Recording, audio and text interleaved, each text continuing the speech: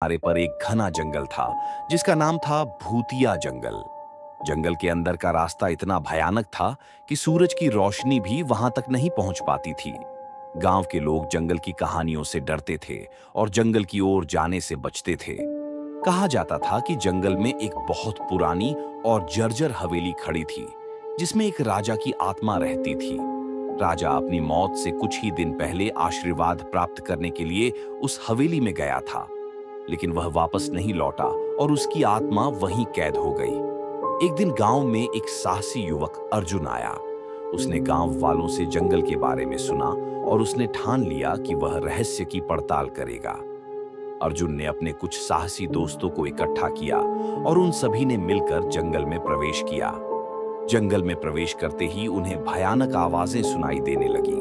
पेड़ों के पत्ते सरसराने लगे और ठंडी हवा उनके कानों में फुसफुसाने लगी।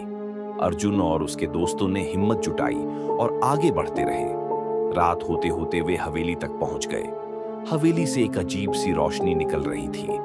उस रोशनी को देखकर वे सभी समझ गए कि यहाँ कुछ अलौकिक है।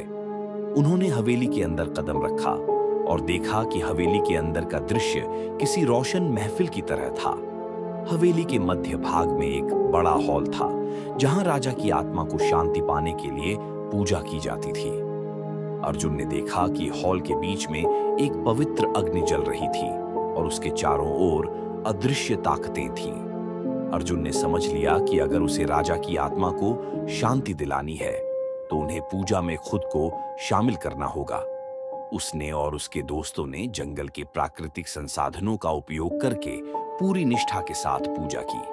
पूजा पूरी होने पर राजा की आत्मा प्रकट हुई और उसने अर्जुन और उसके दोस्तों को आशीर्वाद दिया। राजा की आत्मा मुक्त हुई और जैसे ही वह ऊपर आकाश की ओर बढ़ी, पूरे जंगल में एक अजीब सी शांति छा गई। गांव वाले जब ये दृश्य देखने के लिए जंगल की ओर दौड़े तो वे हैरान रह गए। उन्होंने देखा कि जंगल का अंधेरा नर्म हो गया था और पत्तियों की सरसराहट मानो किसी सुखद संगीत में बदल गई थी। अर्जुन और उसके दोस्तों के साहस और ज्ञान के कारण जंगल अब भूतिया नहीं रहा। लोगों ने उन्हें अपना हीरो माना और